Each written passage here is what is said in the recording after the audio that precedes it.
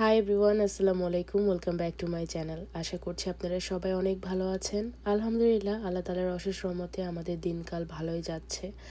আজকে আরও একটা দিনের কিছু অংশ শেয়ার করব আপনাদের সাথে ব্লগ আকারে। যারা আমার চ্যানেলটি সাবস্ক্রাইব করেনি, প্লিজ আমার চ্যানেলটি সাবস্ক্রাইব করবেন। আমার বাবা স্কুল থেকে আসার অল্প সময়ের মধ্যে আমাকে কাজের জন্য বের হয়ে যেতে হয়, কারণ উইকডেজগুলোতে এত বেশি ট্রাফিক পড়ে যে হাতে সময় নিয়ে না বের হলে দেখা যায় কাজে পৌঁছাতে পৌঁছাতে অনেকটাই দেরি হয়ে যায়। আজকে এমন একটা দিন ছিল যে অনেক তাড়াহুড়োর মধ্যে দিয়েই বের হতে হয়েছে বাসার সব কাজ সামলে। যেহেতু আজকে বাচ্চাদের সাথে বেশি সময় কাটাতে পারিনি, তাই সুজনকে বলেছিলাম আমার কাজেই বাচ্চাদেরকে নিয়ে আসতে, যাতে করে কাজের পরে যা কেনাকাটা করতে হয় সেগুলো বাচ্চাদেরকে সাথে নিয়েই করব। এতে করে তাদের সাথে একটু সময় কাটানোও হবে আর আমাদের কেনাকাটাও হবে ঘরের জন্য। আমার মেয়েটা না বাহিরে যাওয়ার জন্য এত বেশি অস্থির হয়ে থাকে ইদানিং। তার মনে হয় তাকে জুতা কোনোভাবে পরিয়ে দিলে বা নিজে পরে নিলেই তাকে আমরা বাহিরে নিয়ে যাব। এই যে এখন তার যত রাগ, কারণ সে জুতা পরতে পারছে না। আজকে সে ভাইজানের জুতা পরবে এবং কোনোভাবেই পায়ে ঢুকাতে পারছিল না। আমি কত করে ডাকলাম যে মামা আমার কাছে আসো, আমি হেল্প করে দেই, কিন্তু না, সে নিজে নিজে জুতা পরবে এবং তার বাবা যেহেতু বাইরে গেছে ময়লা ফেলতে, সেও বাবার সাথে বাইরে যাবে। মেয়ে মানুষ আসলে ছোট থেকেই বোঝা যায়, মেয়ে মানুষের অ্যাটিটিউড, মেয়ে মানুষের রাগ একটু অন্যরকম হয়। আমার দুই ছেলের থেকে কিন্তু শেহের অনেকটাই আলাদা, একটু অভিমানী, একটু রাগ বেশি, জেদ বেশি, কিন্তু আবার যদি বুঝে যায় তাহলে সে একদম ঠিক। এই যে এখন রাগ করতে গিয়ে নিজেকেই নিজে ব্যথা দিয়ে দিয়েছে।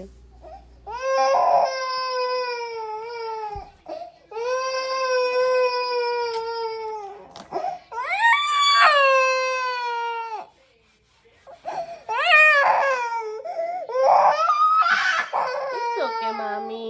It's okay, she.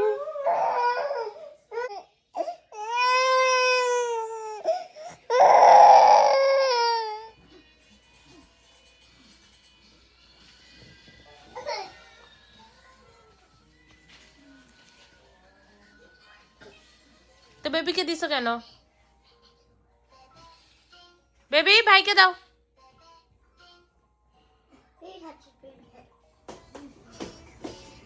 Say finally তুমি জুতা পরতে পারছো মাম্মি। দেখো ফাইনালি একা একা পড়ছে। হ্যাঁ, বাহিরে যাওয়ার তাগিদ।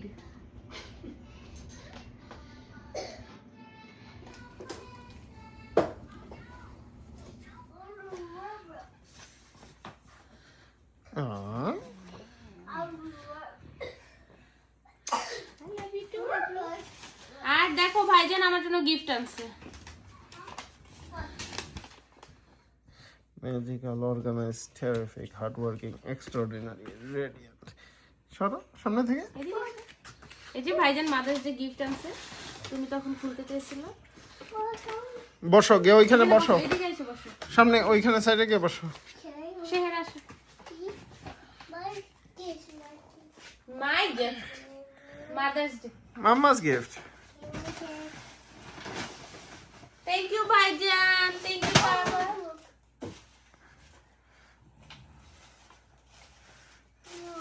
কি লিখছে?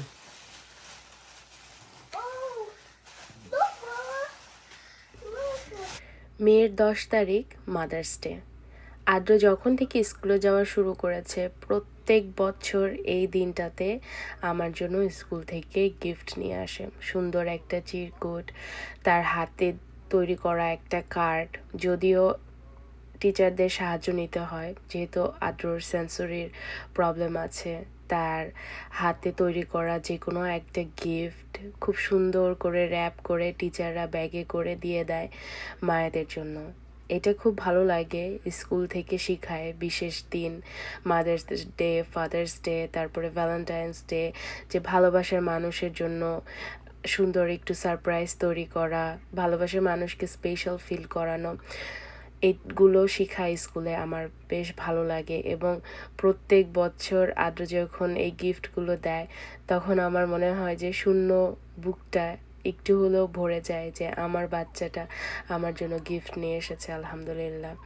যদিও আগে সুজন সব সময় মাদার্স ডে উপলক্ষে আদ্রর পক্ষ থেকে আমাকে গিফট দিত, কিন্তু একটা পর্যায়ে আমি সুজনকে বলেছি না, আর আমার জন্য মাদার্স ডেতে গিফট না আনতে, ফ্লাওয়ার না আনতে, একদিন আমার বাচ্চারা বড় হয়ে ওরা যদি আমাকে দেয় তাহলে সেটা হয়তো আমার জীবনের সার্থকতা হবে।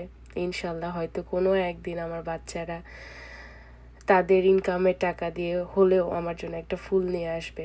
সবাই দোয়া করবেন তারা ভালো থাকুক, সুস্থ থাকুক। মা হিসেবে এইটাই হলো আমাদের চাওয়া পাওয়া, তাই না? আমরা এতেই অনেক খুশি, নিজের সন্তানেরা ভালো থাকুক, সুস্থ থাকুক। গিফট এনেছে তাদের ভাইজান আমার জন্য, কিন্তু আমার থেকে তারা দুই ভাই বোনই মনে হয় বেশি খুশি, কোনটা রেখে কোনটা দেখবে, কোনটা রেখে কোন ব্যাগটা খুলবে এইগুলো। আর শেহেরের মনে হয় কার্ডটা ভীষণ পছন্দ হয়েছে, সে তো কার্ডটা পেয়েই অনেক খুশি। একটা মেয়ের জীবনে মা হওয়াটাই যেন একদম মূল লক্ষ্য হয়ে দাঁড়ায় একটা সময়ের পর। মা হওয়া যেমন সুখের, আনন্দের, একটা নারীর পূর্ণতা, ঠিক সেই রকম কিন্তু মা হওয়ার জার্নিটা একদম সহজ না, খুব খুব কঠিন। নিজের শরীর ভালো লাগা, খারাপ লাগা সব কিছুর ঊর্ধ্বে একটা বাচ্চাকে 100% দেওয়া যেন প্রত্যেকটা মায়ের একটা স্বপ্ন থাকে। মা যেমনই হোক, যেমনই থাকুক, সে চেষ্টা করে বাচ্চাকে সব কিছুর আগে রাখতে। আমার পক্ষ থেকে প্রত্যেকটা মাকে জানাই মা দিবসের শুভেচ্ছা। মায়ের চাকরি তো একদম বছরের 365টা দিনই থাকে, সে হোক যে কোনো উৎসব, আনন্দ আর যাই কিছু। মায়ের এই জার্নিতে ছুটি নেই, এবং মারা যেন ছুটি নিতেও চায় না। নিজের ভালো লাগুক বা খারাপ লাগুক, বাচ্চা খায়নি, ঘরে রান্না নেই, এটা মনে পড়লেই যেন মারা পাগল পাগল হয়ে যায়। সব কিছু বাদ দিয়ে আগে নিজের বাচ্চার খাওয়ার ব্যবস্থা, নিজের বাচ্চাকে কমফোর্ট দেওয়া, এই সবই মায়ের জীবনের একটা বড় অংশ। পোস্টপার্টাম ডিপ্রেশন, এই ব্যাপারটা নিয়ে তো মানুষ আসলে কথাই বলে না তেমন একটা, তবে এটা যে কতটা বাস্তব এবং কতটা কঠিন একটা সময়, যারা এর মধ্য দিয়ে যায় তারাই বুঝতে পারে। তাই মা দিবসে মা হয়ে আমি আপনাদের প্রত্যেকের কাছে রিকোয়েস্ট করব, আপনাদের আশেপাশে যদি দেখেন কারো নতুন বাচ্চা হয়েছে, সে একটা জার্নি দিয়ে যাচ্ছে, তাকে যথাসম্ভব সাহায্য করা, তার জার্নিটাকে একটু হলেও সহজ করে দেওয়া। কারণ মাদার টু মাদার একটা কথা আছে, এবং আমরা মারাই যদি মায়েদেরকে না বুঝি তাহলে নতুন মায়েরা কোথায় যাবে, তাই না? তাই আমরা সবাই মিলে যদি একটু চেষ্টা করি তাহলে এই সুন্দর জার্নিটাকে, অন্যের জার্নিটাকে আরেকটু সহজ, আরও বেশি সুন্দর করে দিতে পারি। আমার বাচ্চারা লাস্ট কয়েকটা দিন ধরে একটু অসুস্থ, আর ওদের তো ঠান্ডা জ্বর হলেই আমি সবার আগে সরিষার তেল, কালিজিরা আর একটু রসুন গরম করে দিয়ে দেই, কারণ এইটা আমি আমার মায়ের কাছ থেকে শিখেছি। এবং আমার মা সব সময় বলে যে বাচ্চাদের ঠান্ডা লাগলে সবার আগে এই ঘরোয়া পদ্ধতিটা দিতে, এবং এতে করে আমার বাচ্চাদের আলহামদুলিল্লাহ অনেক উপকারও হয়।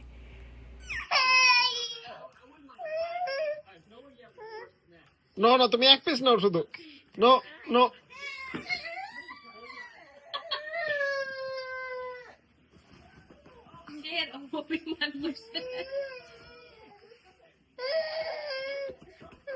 বাবা ভাইয়া দেখ, ভাইয়া মুখে দেখ। ধরো এক পিস, এক পিস। না না, এক পিস, প্লেট ভরে নিবা না।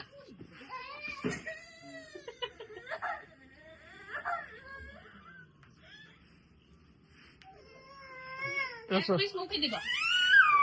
প্লেটে সস মাপি, তুমি পুরো মুখ মাখাবা সস দেয়। ধরো, নাও, এটা নাও। এদিকে আসো শেহার, শেহার বাবার কাছে আসো। শেহার, ও তো তোমার সাথেই অভিমান করছে। এই আপনারা যারা আমাকে অনেক বছর ধরে চিনেন, জানেন, আমার টুকিটাকি ভ্লগ দেখেন, তারা হয়তো জেনে থাকবেন আমার জীবনে মা হওয়ার জার্নিটা কিন্তু একদমই সহজ ছিল না। কত ধৈর্য ধরতে হয়েছে, কত রাত গেছে এইটা ভেবে যে হয়তো আমি কখনো আর মাই হতে পারবো না। বা হয়তো আল্লাহ আমাকে সন্তান না দিয়েই আরও পরীক্ষার মধ্যে ফেলবেন। আর যেই সন্তানটা দিয়েছেন তাকে দিয়ে যে পরীক্ষার মধ্যে ফেলেছেন সেইটাই হয়তো আমার জীবনের শেষ হবে। আল্লাহর কাছে লাখো শুক্রিয়া যে ধৈর্য ধরেছি। আল্লাহ রাব্বুল আলামিন আমার ধৈর্যের ফলাফল হিসেবে যতটুকু দিয়েছেন, যা দিয়েছেন সেইটাই অনেক অনেক বেশি, আলহামদুলিল্লাহ। আমার জীবনে যেরকম সবথেকে বড় ব্লেসিং আমি ফুটফুটে 3টা সন্তানের মা হতে পেরেছি, ততটাই কষ্টের আমি আমার বড় ছেলের কষ্ট নিজের চোখে দেখি। তাকে কোনো সাহায্য করতে পারি না, তার শরীরের কোনো কষ্ট আমি নিতে পারি না। এটা আমার জন্য অনেক বেশি বেদনার এবং কষ্টের। তাই আমি সবসময় চাই আল্লাহ রাব্বুল আলামিন সবাইকে সন্তানের স্বাদ দিক, কিন্তু সেটা যেন সুস্থ সুন্দর বাচ্চা হয়।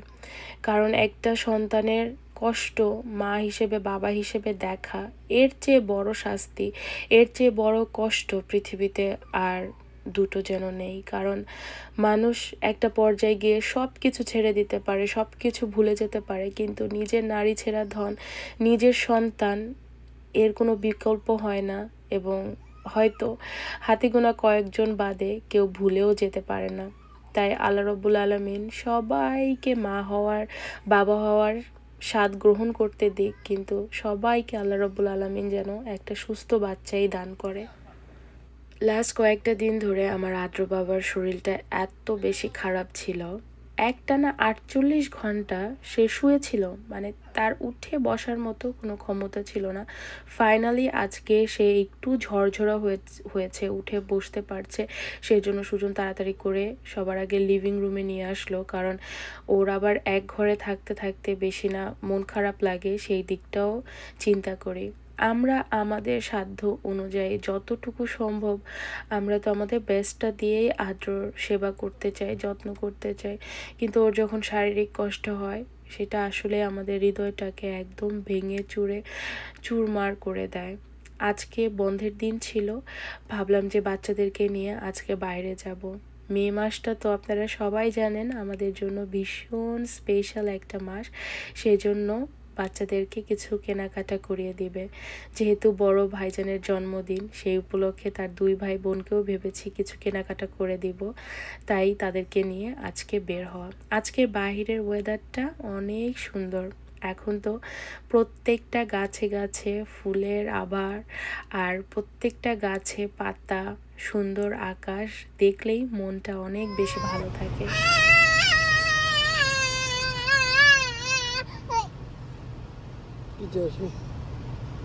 ড্রিঙ্কসটা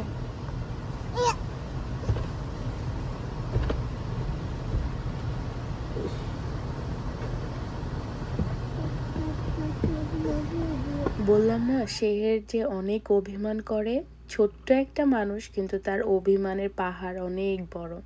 প্রথমেই আমরা চলে গিয়েছিলাম প্যাটেল ব্রাদার্সে। অনেক দিন, অনেক মাস পর আমি প্যাটেল ব্রাদার্সে আসলাম। এখন আর 3 বাচ্চাকে নিয়ে তেমন একসাথে বাজার করা হয় না, তবে এখন তো গরম চলে এসেছে, হয়তো এখন টুকিটাকি বাজারে বের হওয়া হবে বাচ্চাদেরকে সাথে নিয়ে। তারপরে প্যাটেল ব্রাদার্সের কাজ শেষ করে চলে এসেছি কার্টাসে। এইখানে একসাথেই পাশাপাশি দোকান, সেজন্য ভাবলাম যে এখানেই চলে যাই। আর আমাদের বাসার পাশে বা কাছে যে কার্টাসটা ছিল সেটা নাকি পার্মানেন্টলি বন্ধ হয়ে গেছে, যেটা শুনে মনটাই খারাপ হয়ে গেছিলো। কারণ এখানে কাছাকাছি থাকায় ঘন ঘনই যাওয়া হতো বাচ্চাদের যদি তেমন কিছু প্রয়োজন লাগতো। তো আজকে যেহেতু অনেক দিন পরে কার্টাসে এসেছি, তাই ভাবলাম যে বাচ্চাদের জন্য একটু বেশি করেই কাপড় টাপড় নিয়ে যাই। কারণ আদ্র এত পরিমাণে বমি করে, আর এক জামার উপরে 2-3 বার বমি করলে দেখা যায় সেই জামার রঙটাও নষ্ট হয়ে যায়। আর তো এত ময়লা ভরায়, শেহেরও একই, জামা কাপড় খুব তাড়াতাড়ি ময়লা করে ফেলে। আর আমি যেহেতু বাচ্চাদেরকে খাবার দাবার হাতে দিয়ে দিই, প্লেটে দেই নিজেদেরকে খাওয়ার জন্য, সেই জন্য দেখা যায় যে জামা কাপড় বেশি নোংরা করে ফেলে। এখন তো গরমকাল চলে আসতেছে, তাই সব দোকানেই গরমের কাপড় পাওয়া যায়। বাচ্চাদের কাপড় তো দেখলে মনে হয় যে সব নিয়ে নেই, কোনটা ছেড়ে কোনটা রেখে যাব। এত সুন্দর সুন্দর শার্ট, মেয়ে বাচ্চাদের জামা কাপড়, সব কিছু দেখলেই মনে হয় যে এইটা রাখা যাবে না, নিতেই হবে। আর এই যে এখন তো সাহস করে মেয়ে বাচ্চাদের কাপড় দেখতে পারি।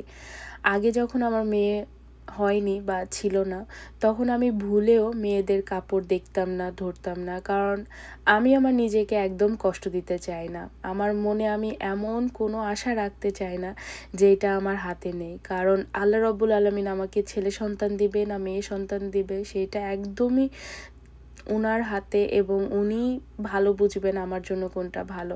তাই আমি আল্লাহর কাছে চেয়েছি, কিন্তু আমি মনে কখনো ওই দুঃখ রাখার জায়গাটা রাখিনি যে আমার মেয়ে বাবু না হলে আমার মনে অনেক কষ্ট লাগবে। হ্যাঁ, একটু হয়তো লাগতো, কিন্তু ওই যে আমি নিজেকে অনেক প্রোটেক্ট করে চলার চেষ্টা করি। আমি ওই আশা মনে রাখি না যেটা আমার হাতে নেই। তো এখন আবার খুব আনন্দ নিয়ে মেয়ে বাচ্চাদের কাপড় দেখি, কাপড় কেনার চেষ্টা করি আমার শেহের মাম্মার জন্য। আল্লাহর কাছে লাখো কোটি শুকরিয়া যে এই সুখও আল্লাহ আমাকে দিয়েছে, ছেলে মেয়ে দুইজনেরই কাপড় কেনার। আলহামদুলিল্লাহ। কার্টাসে আসলে তো বাচ্চারা অনেক খুশি থাকে। এখানে খেলাধুলার এত সুন্দর সুন্দর অপশন থাকে বাচ্চাদেরকে বিজি রাখার জন্য। যেহেতু এটা বাচ্চাদেরই দোকান, এখানে শুধু বাচ্চাদের কাপড়ই পাওয়া যায়, বড় মানুষের কাপড় পাওয়া যায় না। আর এই যে আমার আদ্র বাবা 2 দিন এত অসুস্থ ছিল, কেউ কি ওকে দেখে বলবে যে ও বিছনা থেকে নিজের মাথাটা উঠিয়ে সোজা করতে পারছিল না। আর এখন ভাই বোনদের সাথে যে বাহিরে এসেছে, আদ্র অনেক খুশি। আলহামদুলিল্লাহ। আদ্রর ভাই বোন আসার পরে আদ্রর জীবনটা না অনেকটাই বদলে গেছে। ও ওদের ভাই বোনকে এত পছন্দ করে। ওর ভাই বোনরা যদি ওকে রেখে বাইরে যায়, আদ্র তো এত চিৎকার করতে থাকে, কান্না করতে থাকে যে বোঝাই যায় আদ্র ওর ভাই বোনদেরকে মিস করতেছে, আদ্রর ভালো লাগতেছে না। আবার অনেক সময় এমন হয় আদ্রকে লিভিং রুমে রেখে যদি ওর ভাই বোনরা এক রুমে চলে যায়, তাহলে আদ্র ক্রল করে খুঁজতে খুঁজতে ওর ভাই বোনের কাছে যাওয়ার চেষ্টা করে।